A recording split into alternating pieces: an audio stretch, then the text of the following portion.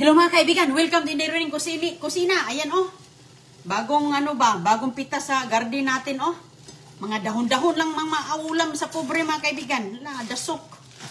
Dasok ang ating ulam. Ayan na, kain tayo. Kainan.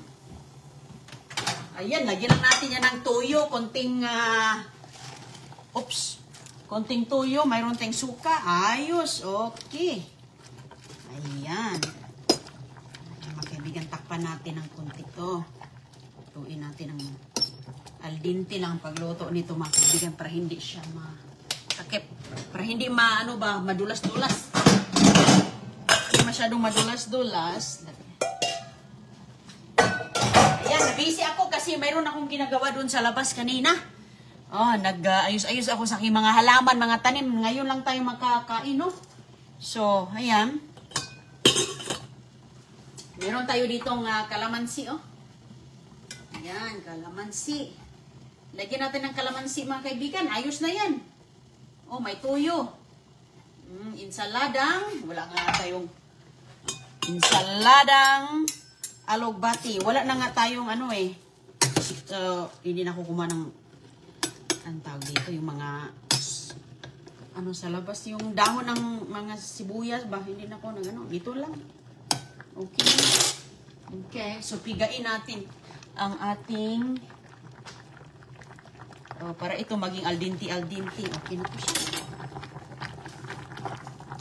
Tapos yung tubig natin, huwag natin itapon yung tubig mga kaibigan, ha. Lutuin natin, ha. Ayan, mayroon po. Nagtanim kasi tayo ng bagong alubati dahil yung tanim natin, tumanda na eh. Namunga na. Ang daming bunga. So, ngayon, ang ginagawa, ganito lang. I-save natin ang tubig kay pang din. Ayan mayroon ako dyan. Pang tsaa ang tubig.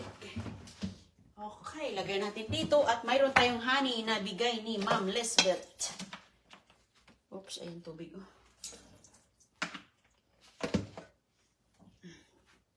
Honey. Ayun. Oy! Tuluin muna natin siya. Dadabihan pala mga kaibigan. Oh. Naparami. Lagyan natin ng honey, yung bigay ni Ma'am Lisbeth. Thank you very much, Ma'am. Yung honey natin, oh. Ang sarap-sarap. Paborit ako si Chris. Grabe si Chris. Nilalagay sa kanyang sandwich. Mula sa North Carolina. Nilagay ko dito. Ayan. Craving a cup from Lisbeth Hope sa ayan. May tatak pa talaga yan dito. Nebern, North Carolina. Mayroon na tayong libreng ulam. Tapos dito,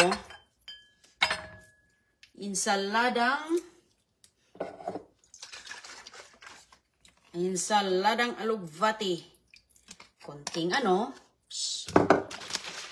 suka, konting toyo. Ay, sus. Kamayan na tayo. Kamayin na. Okay, haluin. Haluin natin mga kaibigan. Mayroon nating pantulak dito. Okay, so yung tira niyan, dyan lang muna. Uy, kainit. Ang init-init ng ating ulam. Libre, walang bayad na ulam mga kaibigan, Libre tsaa, tingnan mo, walang bayad na tsaa. Kaya blessed talaga tayo. Ayan. Sold na. Okay. Diba? Tapos, konting kanin. Kasi, sarap-sarap yung konting kanin, mga kaibigan. Konting-kunti. Konting-kunti. Kaya dami nating. Ayun. Lagyan natin yan sa ibabaw. Mga 2 kutsara. 2 magkanin din tayo ngayon. 2 kutsara. Nakakatakam-takam. Tapos, mayroon tayo ditong isda. Ayan yung isda. Isda. Hatiin natin kay mamaya na namang tanghali ang isa. Pag-uwi ni agoy-agoy din pala. Hatiin natin. Hatiin. Oh. Nagbaon si CJ kanina. Yan tira. Oh. Hindi, mayroon na tayo dito. At least mayroong manamnam tayo na kunting isda at okay, kain na. Busog na tani. Ang trabahador sa bukid, mga kaibigan. Ali kayo, kain tayo. Ito, masarap na ulam. Uy! O, naggrami kong ginagawa doon sa aking punla kasi nag-additional ako dahil hindi lumabas yung ibang okra, hindi lumabas yung ibang patula. Yung upo, hindi man lumabas pa. Tagal. Lugbati, tsaa. Galing dito. Bless us, O Lord, in this gift serve out thirsty from thy bounty to Christ our Lord. Amen. Maraming salamat sa bagong ani. Lugbati lang. O, fights na. Ayan, pagkain mga kaibigan, oh, sarap ito kay may sabaw-sabaw ng tuyo.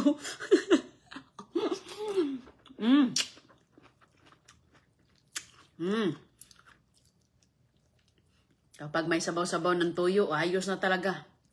May lasa na, kahit wala, okay na.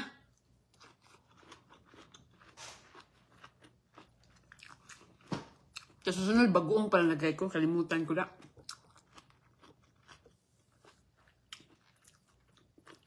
Bagoong ba? May kunting tirang. Ayan, ano kasi ako kanina, baon ni CJ. Salmon.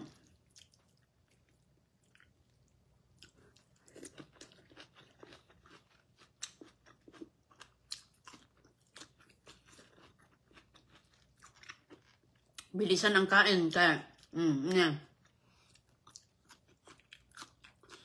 Sabi ko, hala, tanghali na pala. Hindi ko nakain.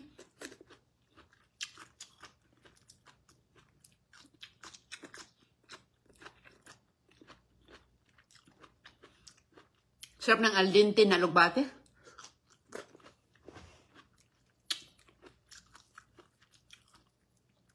Pag mayroong ka talagang tanim, manguha ka lang dun sa labas.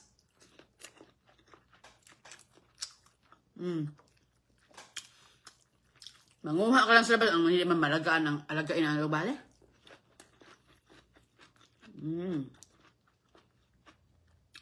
Mabilis lang tumubo ang lugbate, eh? No? Kahit nga sanga. Tubo man agad ang sanga. Mas marami ang ating alugbati kaysa kanin.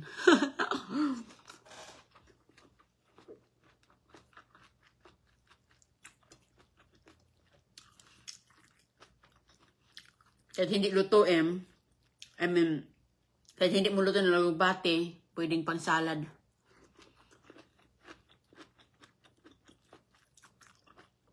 Simple na ang ating ulam. Oh, walang gastos. Pantulak natin yung pinakulo ang alugbati. Recycle. Recycle with honey. Fresh from the New Bern, North Carolina. Kay Ma'am Lisbeth Holt. Ang sarap ng kanilang honey. Gusto na ko. Si Chris, nilalagay niya sa ano yan, sa tinapay.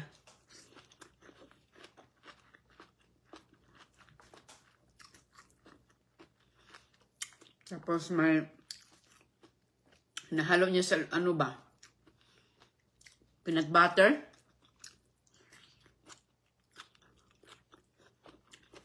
Ito, kung gano'n yung gawin yung inyong salad na talbos kamuti, gano'n din sa alugbati. Kung mahilig kayo sa gulay, magustuhan nyo kung mahilig kayo sa mga gulay, mga kaibigan tayo, lumaki tayo sa gulay eh.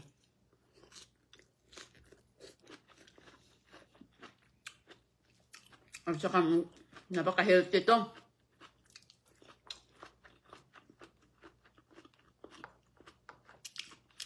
Kaya hindi mapait dahil organic. Alam niyo ibang alugbati, pagkainin niyo dahon, hilaw, mapait, at niluto niyo pag marami, sobrang, di ba, mapait-pait ng konti. Ito hindi, manamis-tamis kasi organic eh.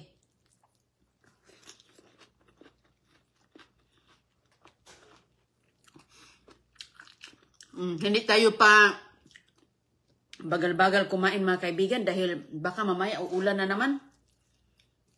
Magta-transplant ako sa malaking paso doon sa mga bagong tubo. Dami akong project.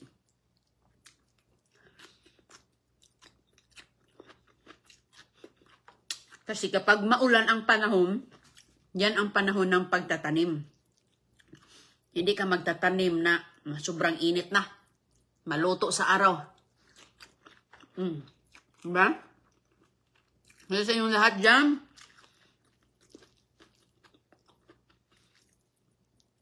kainan tayo, ganito ulam. Busog na, oy. Ito ang mas magandang kainin ngayon, mga kaibigan. Mga green-green.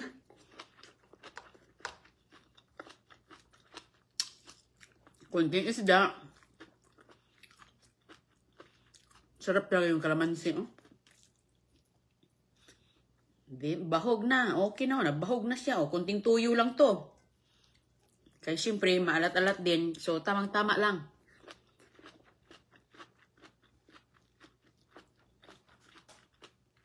Tanghali na pala. Oh, wow. Ang bilis ng oras, no? Ang bilis ng oras. Mabuti nga na-enjoy kasi ako dun sa labas eh. Magkain tayo ng papaya yung kinuha natin.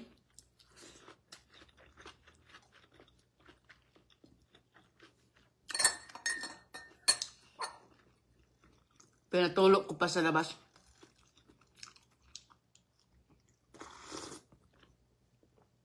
Kung saan kayo masaya, magkamay kayo, go for it. Ako gusto ko talaga magkamay para mahawakan ko talaga yung kinakain ko ba. Gusto ko talaga yung mabubusog ako ba lalo kapag nagkamay. Pero pag kutsara tinidor, ay hirap-hirap. Uy, nasa bahay ka lang naman eh.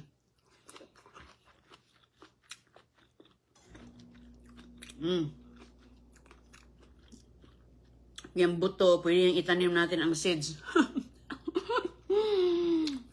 Alugbati po. Kasi yung alugbati kong iba, nagsimula na ding nagdahon. Kunti lang. Kunti pa. Yung ibang patapos na. Patapos na siya mga kaibigan. Kaya, yun. Bilis. Punta tayo sa labas. Ang bilis kaya ang dami man nating gawain. Ay, dito sa Amerika, walang pabagal-bagal matao dito. Maaga pa lang yan. Wala na. Doon na yan sa kanilang mga ginagawa. Ako dito, kaya nasa bahay lang ako. Ang dami kong ginagawa mga kaibigan. Ang dami kong ginagawa. Nasa bahay lang ako. Sus ko. Maraming mga project. Kaya syempre, mahiya din tayo sa ating asawa. Uy, na wala tayong ginagawa, no? So, kailangan talaga nating mag-discarte kahit papaano ba. Excuse me, busog na ako. Tapos magpapaya tayo. Pinatulog ko siya kasi minsan kasi may mga dagta ba. Yung mga ano niya.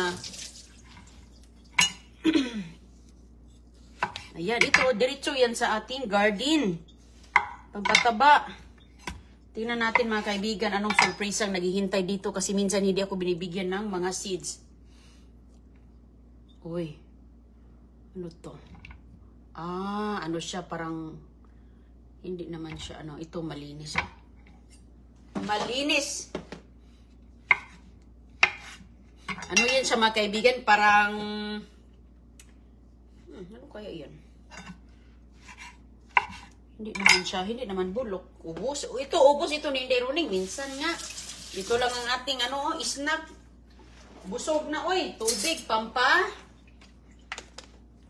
pampahilis to eh. Lalo na kung makain ka ng mga taba-taba, ay ito ang magandang pampadaloy sa mga pampawas out. Pampawas out sa anumang, dyan. Kinain natin.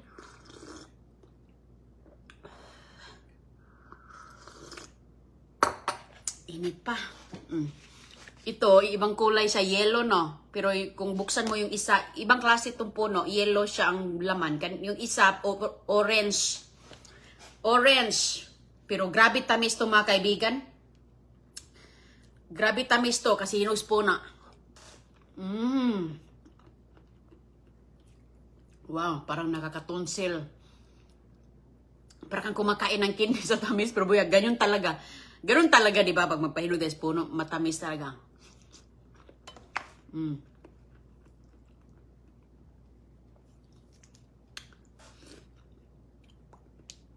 Kaya gusto ito nila si J. Ito na, mahubos ko na to. Oh, nipis-nipis ng balat niya, oh. Tingnan mo yung balat, oh. Nahalo pa. Kain ka ng papaya, lalo na pag busog na busog kayo. Kasi nakaka-help digest. Diba sa umaga, kita nyo yung mga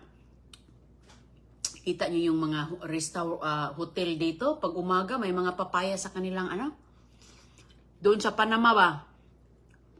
May papaya sa kanilang pagkainan.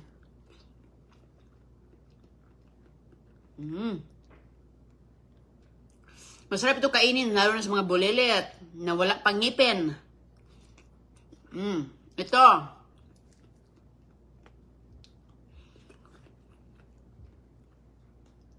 Binilisan ko yung kain ko mga kaibigan kasi pupunta pa ako sa Home Depot. Mayroon pa akong pupuntahan doon sa garden. Uy! Nilokso! Kaya walang pa hinahina. Kaya may kukunin pa ako doon. Ito, parang ano lang siya, parang, ano kaya yan? Ganda pa naman dito. Hindi naman siya bulok. Parang may, ano lang. Ano ba yan? Hindi naman bulok.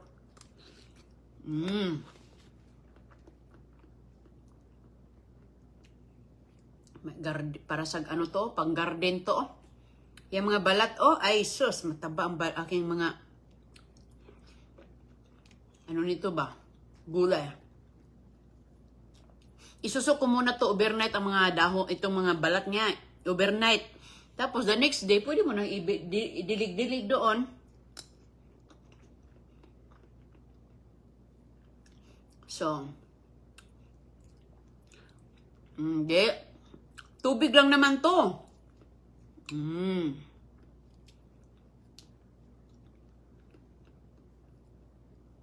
Tubig lang. Hindi, impas, hubos. Ito na lang. Mainit pa. Ganina, green ang kulay. Nilagyan ng lemon, naging tubig na. Ano nangyari sa kulay? Minsan kasi sa acid ng lemon, mga kaibigan, nag-iiba siya. Thank you, Lord, sa mga biyaya sa garden. Itong papaya dito, mahal ang papaya. 1/4 lang, mga nasa $3, $4 na. Yung 1/4 na hati, kulang-kulang pa. Tapos paalam nyo, ang kulay niya, sobrang yellow. Pag uwi mo sa bahay, sos, hindi matamis, mga kaibigan. Hindi matamis, kaya hindi ako bumibili sa tindahan ng mga papaya na hinog. Kaya pag uwi, hindi matamis. Mahal man ang bayad mo, $5 o magkano na yan sa piso. Makakabili na yan ng makakabili na yan ng ilang kilong bigas. Siguro mga 20 kilos bigas, di ba? $5. So, magkano yan? 250 pesos na. Hindi pala makabili ng 20 kilos, siguro 10 kilos, di ba? Oo, tapos pag uwi mo, hindi ka pa masaya.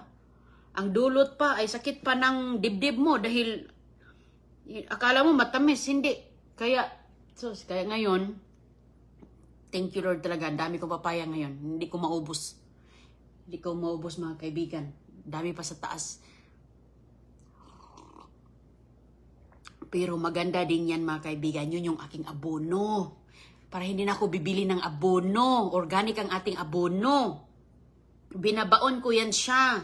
Tapos yung manok natin, walang masasayang. May manok tayong matakaw. Nung kahapon, binigyan ko sila ng 2 hinog na ganito. Ubus agad yung hinog, malaki-laki pa. Pati balat, kinain nila. Oh. Di pati yung itlog. Wala silang katapos ang mga itlog araw-araw. Libre din ang itlog, plus basura pa na itlog. Ay, sus ko. Kaya, sa abroad mga kaibigan, kailangan nating dumiskarte kung gusto nating makatipid, makagaan-gaan, hindi tayo pabigat sa ating asawa, di ba? Para pag-uwi ng asawa, masaya sila, nakangiti, walang reklamo, di ba? Kasi, tingnan mo nga naman, magreklamo ba si Kano dyan nga yung aking mga prutas, hindi na siya bibili nito. Hindi ko na siya uutusan, okay, punta ka doon, bili ka ng ganito, ganyan. Hindi! So far, wala talaga yan siyang reklamo si Chris. Wala talaga siyang reklamo si Chris. Wala talaga, kaya nakakatuwa. Kasi, sabi ko, swerte ka talaga, makasawa ka ng Pinay, kay, tingnan mo nga naman. O, di, ano ka na dyan, makakain ka na ng sabaw dyan. Mahilig din yan sa sabaw eh. Tapos, yung mga nilagay ko sa itlog, kasi lalo na yung mga gulay ko, parang umlit yan sa Kano umlit. Sa atin, ano naman, pinirito lang naman. Umlit-umlit din. So mga kaibigan, ay, ito mayroon nga ako ditong mga malunggay, ito yung aking puno na nga to, ito, dito ko nilalagay, yung mga inilis ko na kanin, yung kilis, hinugasan sa kanin bago magluto, di ba? Hugasan natin dito nakalagay, mayroon yan dyan nakalagay, ito, puno na nga to, ay, ang bigat. Ayan, i-transfer ko to kay ang bigat na. So, hindi pa to siya ready. Meron to balat ng pipino, may balat ng apple, saging, may strawberries, malunggay, extra malunggay na niluto ko. Ayan. Pwede na natin yang ilagay doon sa ilalim ng ating mga puno-puno. Depende sa inyo. Dami din namang mga fertilizer dyan. Organic fertilizer na pipaninda. Kaso lang, mahal. Mahal din mga kaibigan, ano na lang natin, ipunin na lang natin para makapagpunta na naman ulit tayo sa Panama ba. At least yung ating mga pang-grocery na budget, ipang ano na natin, ipunin na ng ating asawa. Para pang ano naman, makapaghinga naman ang asawa. Mapaghinga naman ang asawa ni Kano. At saka, lusog naman yan. Diba? Depende na, nasa inyo lang yan. Nasa inyong mga paraan ba? Hala ka, ang tubig ko sa... Ay, hindi pala na-touch. Akala ko na lagyan ng tubig, hindi pala. Kasi, inumin natin yan. Ang tubig ng ating... Hindi ko pa man ito nalagyan ng hugasan. Akala ko kasi nagbasan ako, hindi pala. Okay. Alright. Sige mga kaibigan, ingat po kayo at sa mga matutulog na good night. Kasi dito, magano tayo. Walang katapusang trabaho sa ating bahay. Ayan. Ayan talagang mga housewife.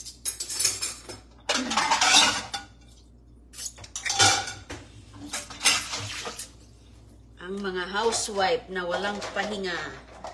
Pahinga na lang kapag palayasan ng asawa. Maggalak-galak.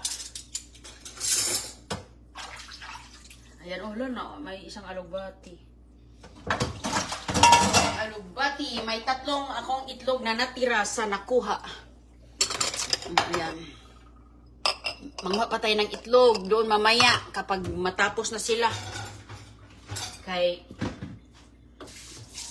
hindi pa ata sila ng itlog. Hindi ko pa man narinig na nag-iagap. Hindi ko pa narinig mga kaibigan ba. Mag-exercise pa tayo maya-maya, no? Mag-exercise pa tayo para pang paano sa ating mga ugat-ugat, stretch. Mag-jog pa tayo. Ayan. Kailangan nyo yan ha. Maglakad-lakad kayo dyan. Kailangan nyo ilabas ang inyong mga pawis. Para kondisyon. Kondisyon. Kasi pag nakaupo-upo lang tayo dyan, walang pawis na lumalabas, maraming naglalabasan ng mga nararamdaman. Kaya, jogging-jogging, lakad-lakad. Ay, sus, ako dito, minsan hindi na nga ako mag-jogging-jogging kasi sobra pang ang pawis sa jogging ko yung mga ginawa ko sa labas. Ang dami ng mga pawis na nalabas.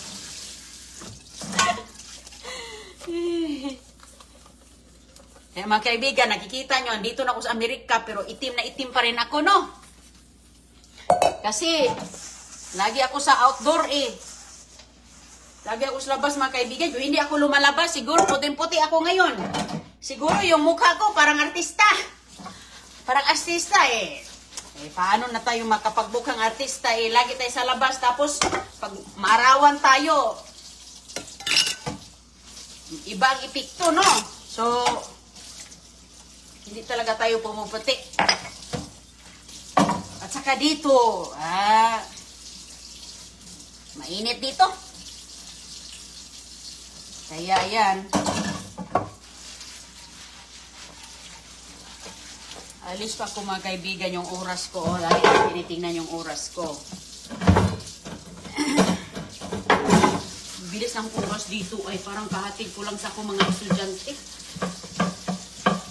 Sabay ko lang sila agoy-agoy hinahatid sa school kasi nga ang eskwelahan nila madadaanan lang eh.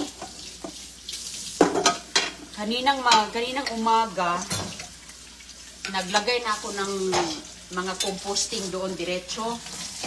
Ako kasi dinidiretso ko lang kasi yung ilalagay eh. Sa aking halaman ba ito?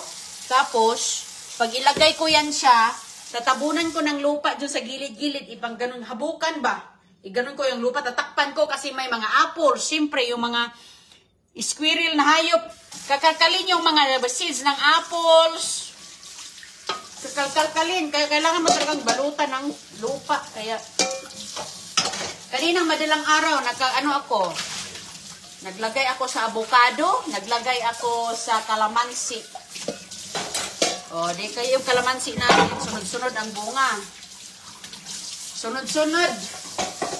Buong taon, nagbulaklak. Paunti-unti man lang. Paunti-unti man. Pero at least, mayroon.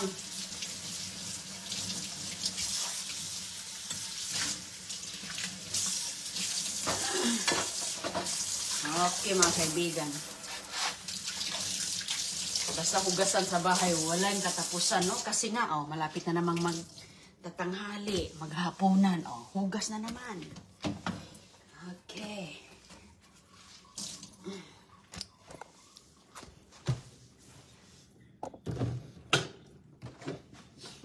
Okay, sige po, ingat kayo dyan ha, at ako'y aalis ako, pupunta ako sa Home Depot. Mga kaibigan, dahil alam mo yung nangyari sa isa kong tanim na binili ko sa Home Depot na, bumili kasi ako ng green tea. Yung green tea ba, na pang tea, kasi kailangan mo kasi bibilhin yan, tapos yung puno, namatay. Wala na yung puno, mahal-mahal pa naman yun. Tapos pagdating dito, diniliver nila, naghingalo. Ayun, wala na. Mahal pa naman yun. So, kailangan ko yung papalitan. Oy, magpa-shipping ako ulit. Kasi hindi ko naman yun kasalanan na ano pa yun, ilang araw pa yun eh. Isauli ko. Papalitan ko ng bago. At saka, mayroon din akong titignan ng mga flowers. Maggawa kasi tayo ng pollinator garden. Kailangan natin gumawa ng pollinator garden para yung aking bayabas. May mga pollinator. Magkakaprutas ang ating guyabano. Kailangan natin ng mga bumblebee pampa-attract sa pollinators. So, okay, ingat po and thank you very much sa pagsama nyo sa akin. Sana'y maayos ang inyong araw dyan at Mga kabayan natin sa Canada, si Ma'am Rowena Samarita Alido. Saan ka sa Canada, ma'am? Pinangarap ko din, ma'am. Noon pa sa Pilipinas, gusto ko tang makapunta ng Canada. Sabi ko, Lord, sana someday, Lord, makapunta ako sa Canada, Lord. Nakikita ko yung mga Toronto na na lugar. Toronto, Alberta, yung mga ganyan-ganyan ba. Sabi ko, ano kayang itsura doon, no? Ganun-ganun. Nangarap ko rin pumunta sa Canada. So sana someday, no? Pag may panahon tayo, dinggin ng Panginoon ang ating dasal, no? Makapunta tayo ng Canada. Thank you, Ma'am Rowena Samarita Alido. Silveria Algiza Sicares Emblem. Ma'am Lisbeth Holt, lami, Jude magkinamot. Ma'am Lisbeth Holt, kumusta ka? Kumusta, ma'am? Shirel Constantino Ong, congratulations. Silvia Algiza Sicares Emblem. Lagi lang tayo magdasal, mga kaibigan. Manalig tayo sa Panginoon. Gawa lang tayo ng kabutihan. Dahil alam niyo, pag gumawa ka ng kabutihan, mabuti din ang dumadating sa'yo. Mabuti din ang dumadating sa atin. Kung ano mo yung pinakita mo, ano yung ginagawa mo, babalik din yan sa'yo, mga kaibigan. Kaya, yun nga, magpagkabait tayo palagi. At, kailangan nating paningkamutan ba na magawa tayo ng mabuti sa kapwa natin or sa lahat-lahat, mga mabubuti. Dahil ang Panginoon ay, sabi ni, panahugasan to. Nakatingin lang sa atin si Lord. At lalo na sa panahon ngayon, ang dami na mga pangyayari. So, kailangan nating mas manalig pa tayo at magdasal. Dahil siya lang naman ang hawak ng ating buhay at manalig lang tayo sa Kanya, sa ikakabuti ng lahat, sa atin, sa lahat. So, pray lang tayo. Okay, mga kaibigan, salamat at ako'y aalis na. At least, namugasan ko ng aking mga kaldero dahil mamaya-maya, pag uwi, magluto na naman tayo. Trabaho ng nanay. Alam mo, tatawanan ko na lang yung mga ginagawa ko dito. Dahil ako lang mag-isa dito sa bahay, alam nyo, akala nyo wala tayong ginagawa. Ang daming ginagawa. Ang daming ginagawa, mga kaibigan. Pero ganun talaga kay, di ba? Ganun talaga pag magkapamilya ka na. Kaya ini-encourage ko talaga yung mga single pa. Gawin nyo muna yung mga gusto nyong gawin sa buhay. Gawin nyo muna bago kayo magkakaroon ng bagong responsibilities sa buhay nyo. Kasi kapag may kasama na kayo, mayroon na kayong sariling responsibilities, magkaanak, magkapamilya, sila na yung focus mo. Kapag tayo pa ay single pa tayo, magtrabaho ng trabaho, diba? Para magawa natin yung anong mga gusto nating gawin muna. Ganun mga kaibigan. Kay ngayon, lalo na mahal ang mga bilihin dito nga sa Amerika. Sobrang mahal ang bilihin dito. Pero at least kahit pa paano, nakakatulong naman dahil gusto ko din naman na makain yung mga ganung gusto ko, gulay-gulay, ganyan-ganyan. At siyempre, kung gusto natin kumain ng mga hotdog, ham, or ano pang mga ganyan-ganyan, karne-karne, ay, nakakaano yung karne, ano yun sa tuhod. Pag lagi ka kumain nun, nakakasakit ng tuhod. Kain ka ng isda, gulay, oo. Kasi, makakaano yun eh. Minsan lang tayo magkarni-karni, no? Kung pwede talaga, organic talaga. Kasi,